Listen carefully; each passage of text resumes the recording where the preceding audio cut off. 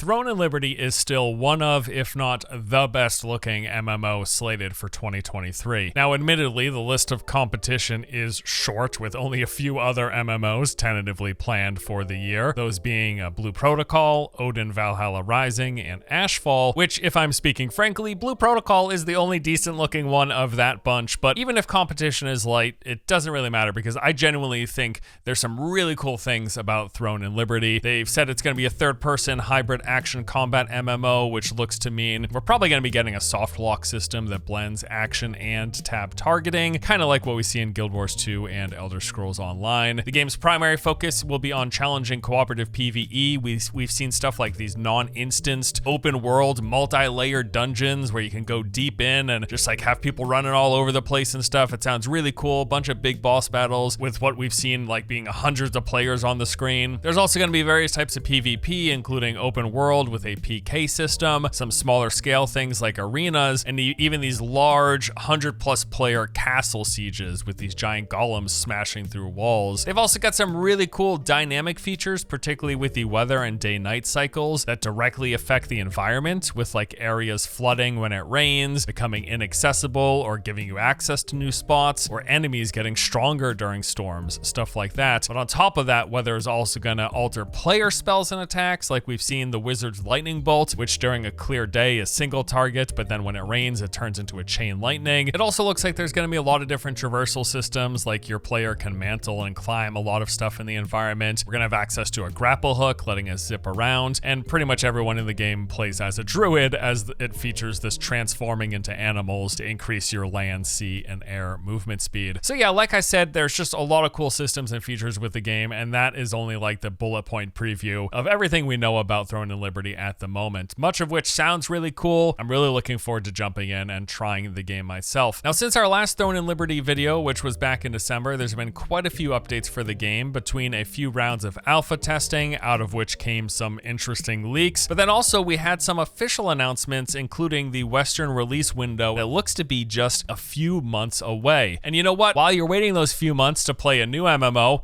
why not check out an MMO that's playable right now? Such as today's sponsor, Dragonair Silent Gods. This is an open-world, high fantasy role-playing game that will be available on mobile and PC. In addition to character collection and development, the game features grid-based combat, differentiated sandbox exploration, and seasonal social gameplay. They've officially partnered with Wizards and will be featuring iconic characters and gameplay features from the world of Dungeons and Dragons. The game's got D&D and TRPG-like elements with dice checks and treasure hunts, a gorgeous sandbox high fantasy world to explore with tons of free exploration as you complete non-linear missions and side quests, solving puzzles, fishing, cooking, gathering resources, and of course the combat, which is tactical grid-based gameplay. So if you're interested in checking out Dragonair Silent Gods, go ahead and use my link in the video description below, and if you pre-register, you'll get some in-game goodies. All right, so let's jump into all of the new stuff with Throne and Liberty. First, I want to start off with some of the official news and announcements. So back in January, NC announced that they would soon be conducting one of the final rounds of testing for Throne and Liberty, and that anyone living in South Korea could register to play. The test servers would be live on February 21st and 22nd, lasting for roughly 5 hours each one of those days. And from my understanding, this wasn't one of those like Korean tests that you could just sign up with a VPN, because apparently the testing would all be done locally at participating locations in Korea, so this was a very much so localized event. Then in mid-February, during NCSoft's financial reportings call, they held a Q&A with investors that revealed some pretty big details about their plans for the game. First, confirming that the final round of Korean testing was taking place later that month, after which they said a global marketing campaign would begin ramping up. They then said they would be launching the game at some point in the first half of 2023, which would mean anywhere between right now and sometime in June or early July, and that another company would be in charge of launching the game in the West. Following that, on February 20th, they tweeted out that that final round of testing was taking place in just a couple of days. This was like their first really public-facing announcement of this test, and the final bit of this tweeted out announcement said that we should stay tuned for more information sometime soon. And it turns out that information, which was revealed just a few days later, was the news that Amazon Games would be the one publishing Throne and Liberty, continuing Amazon's Amazon's recent,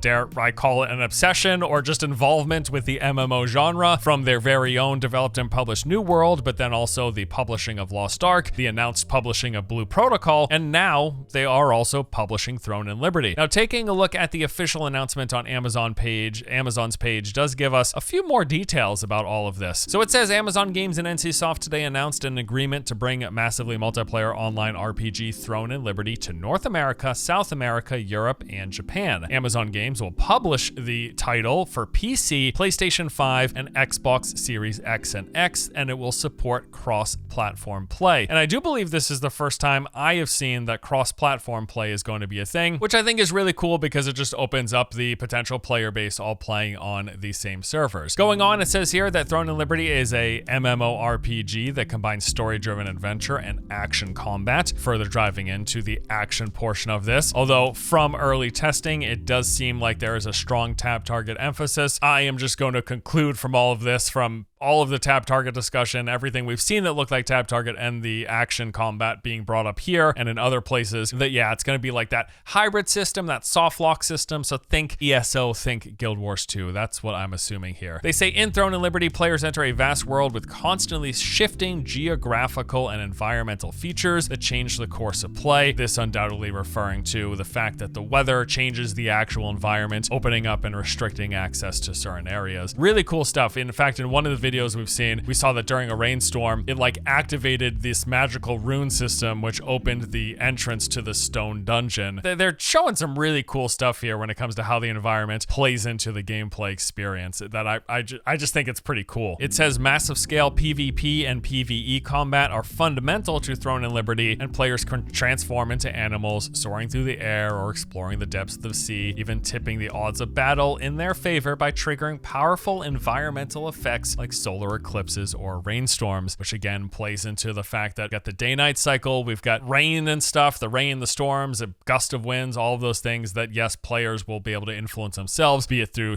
really rare gear or special abilities with long cooldowns, which I believe is specifically what we have heard. And then finally, wrapping it up, it says that Throne and Liberty continues Amazon Games' momentum in games publishing, following the success of its internally developed MMO New World and action RPG Lost Ark from Smilegate, both of which have topped Steam and Twitch charts and continue to nurture strong player communities. I will wholeheartedly agree with them that yes, both of those games did in fact top charts, like some very impressive numbers, launch day numbers, concurrent player number peaks. Both of those games really did phenomenally when it comes to drawing initial interest. As to how they have maintained their player bases, the health of those games currently, it seems like both of them are pretty much in sharp decline, somewhere between 90 to 95% of reduction in peak player count from what they saw at launch. Although I think Lost Ark has maintained higher steady numbers, there's also the other side of that where a good chunk of those might be people multi-boxing or just all of the bots that are evidently rampant in that game. But regardless, I can't take it away. We can't take away from Amazon the fact that they have launched games that saw some pretty phenomenal early success. And then also, I want to point out whatever problems you may have with Lost Ark as a game, it seems like Amazon's handling of the publishing of this game that was developed by another company, how the publishing in the West was done, seems like they did a pretty good job. So with that said, I'm fairly confident that any of the problems that we may end up having with Throne and Liberty, I don't think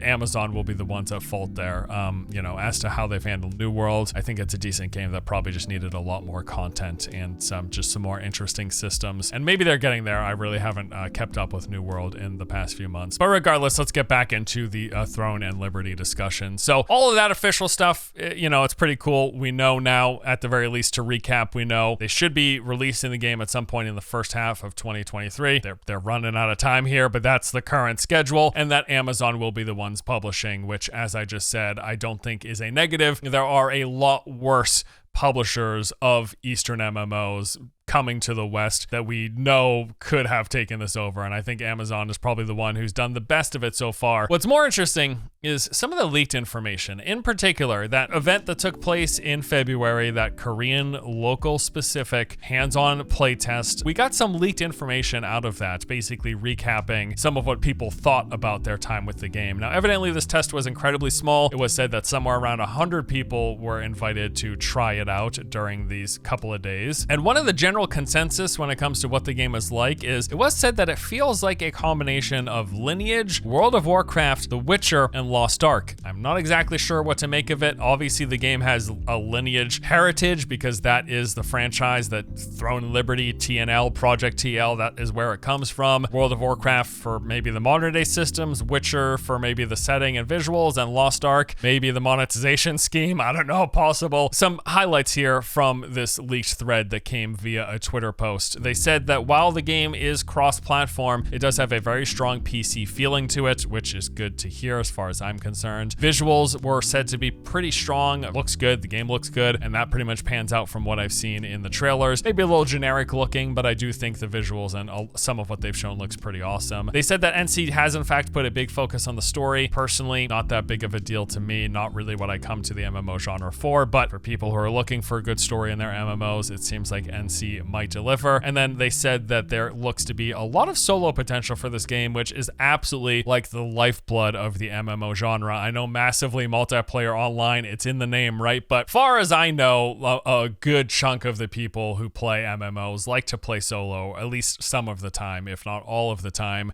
barring content that requires groups. I know just personally, I spend a lot of my MMO time mostly doing stuff solo and then finding groups for the things that require groups. So good to hear that Throne and Liberty is going to have solo potential. Now, one thing that came from this that is probably going to raise some eyebrows was this is a translation, keep in mind, and translations don't always translate. It's just the nature of different languages. But it was said that there is automatic hunting in the game. To me, this sounds like what it's supposed to say is auto combat. And to further support this notion, some of the leaked videos that have come out from testing over these past few months, there's been leaks. I'm not going to show it here because that'll get this video taken down. But yes, we have seen auto combat. If you don't know, auto-playing is something that is common in many Eastern developed MMOs, and it's basically in the game you can hit a button and your character does all of the things for you. It engages in combat, it does its rotating spells, it uses things on cooldowns.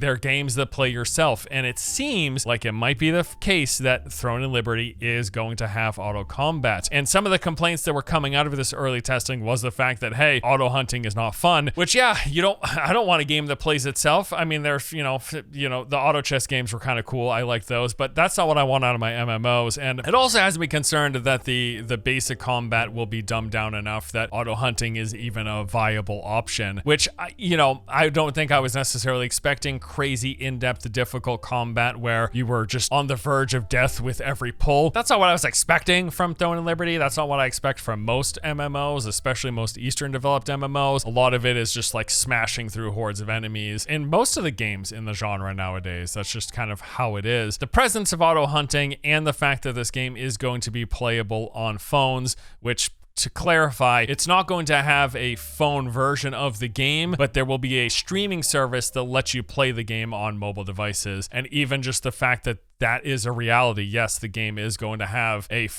way to play it on the phones. It just won't be a phone app, if that distinction makes any sense or matters at all. I'm pretty confident from these leaks, from the fact that there's going to be a phone version of the game, and from the leaks before these leaks, the actual gameplay we've seen, that there's going to be auto combat in this game. And maybe just the presence of that is enough to put people off. I absolutely don't love it. I don't want, that's not the news I was hoping to hear. And then the last bit of info that came from this leaked thread was said that there was this system in the game called Magic Doll that boosts experience and drop rates. Now, there were no details as to what this Magic Doll system was, if it was like a buff that you could get in the game, if it was a consumable, in which case we might assume that that would be tied to the cash shop. There was no further extrapolation as to this, just it was said Magic Doll is a thing and it boosts experience and drop rates. So we'll see what that means. A bit concerning, some of the stuff here. In particular, there was also some discussion about how it seems like the game is going to be heavily monetized, which I guess shouldn't come as too much of a surprise. Now, there was another leak that just happened like yesterday as of this recording. Basically, this was a screen grab of what looked to be the alpha for Throne and Liberty here in the Western version. This was specifically on an Amazon website. The quote here is, "After an exciting announcement in February, the Amazon Games team invites Amazonians," I believe that's just people who work for Amazon, "to alpha test Throne and Liberty between April 4th and April 9th. So this was a leaked, it wasn't even a real screenshot, it was a photo of a screen. How verifiable is this? I'm not sure. There are sources that I've heard that this is in fact something that's happening right now, because right now, as I'm recording this, it is April 4th. So apparently there might be an Amazon Games alpha test of Throne and Liberty taking place at the moment. And if that is in fact the case, if that's happening, I would expect at some point within the next couple of weeks some leaks to come out of this as well, because that's just how it is. Even with these heavy NDAs, we always